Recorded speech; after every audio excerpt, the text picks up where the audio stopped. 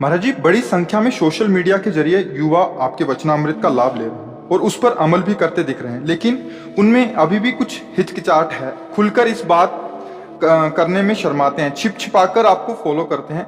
उन्हें लगता है कि उनके साथी या माता पिता उन्हें नीचा न दिखा दें। अरे अभी भी कोई उम्र है, अभी बाबा जी को सुन रहे हो, फॉलो करने का मतलब ये महाराज इनका कहने का भाव है कि युवा सुन रहा है आपको, बट आज थोड़ी सी मानसिकता जैसे बाकी लोगों की होती है, तो छुप छुपा के सुनता है। कह रहे कि ये इसमें आगे लिखा है इन्होंने कि ये ऑफिस में देखते हैं तो काफी जन ने आपके कान में लगाए होते हैं, बट वो दूसरों से शर्मा शर्मा के सुनना चाहता है, समझना चाहता है और मतलब अपने जीवन में उतारना चाहता है, बट किसी को पता ना लगे, ऐसा भाव। सुनते रहे। एक दिन उनमें इतनी सामर्थ्य आएगी कि वो दूसरों को सुनाने लगेंगे। अभी छुपने दो, अभी चिंगारी गई है और आग जब भड़केगी तो ज्वाला अपने आप उदय हो जाएगी और ताल ठोक करके सबके सामने भागवतिक मार्ग में चलेंगे। सत्य का मार्ग छुपता नहीं, आग को कपड़ों से छुपाया नहीं जा सकता। हम सब भी ऐसे ही थे। हाँ, आग को कपड़े से छुपाया नहीं जा सकता। और हम प्रणाम करते हैं युवा भाइयों को जो इसी समय अपने जीवन को सुधार में ले आए।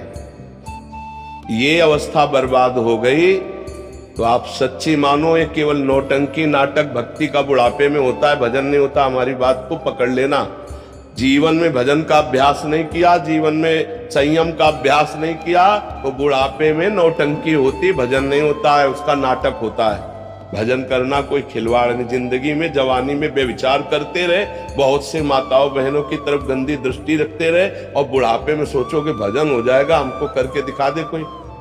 अरे भैया, साधारण बाहरी बात, जिंदगी में पिस्तौल नहीं चलाई तो हमारे आगे सब रख दो, बेकार है, मीट की तरह भले मार सकते हैं लेकिन हम गोली नहीं चला सकते। क्यों? कभी हमने अभ्यास ही नहीं किया, तो मन को सच्चिदानंद में कभी लगाया नहीं और पापाचरण करते रहे हो तो कहते हो ये अवस्था तो भजन की नहीं। तो अवस्था कब भजन की है? जो प्रश्न करता है ना ये अवस्था भजन की नहीं, उससे पूछो क्या तुम भजन करते हो? 92 वर्ष के आदमी को बेविचार के लिए प्रयासरत देखा गया। 92 वर्ष। सोचो उसकी दशा क्या थी, जानते हो? लकड़ी लेके चलता था, चश्मा लगा के चलता था। और इसका मतलब परिचय जानते हो? जीवन में कभी मन को संयम में रखने का अभ्यास नहीं किया तो 92 वर्ष में वही बच्चों वाली हरकत पाई गई ना।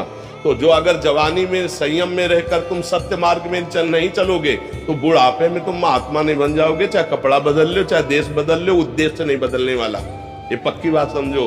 अभ्यास से गंदगी को बढ़ाते चले जाओगे, बुढ़ापे में तुम भजन कर लोगे। आप अपने अपने दिमागों में देख लीजिए आज आपकी स्थिति क्या है।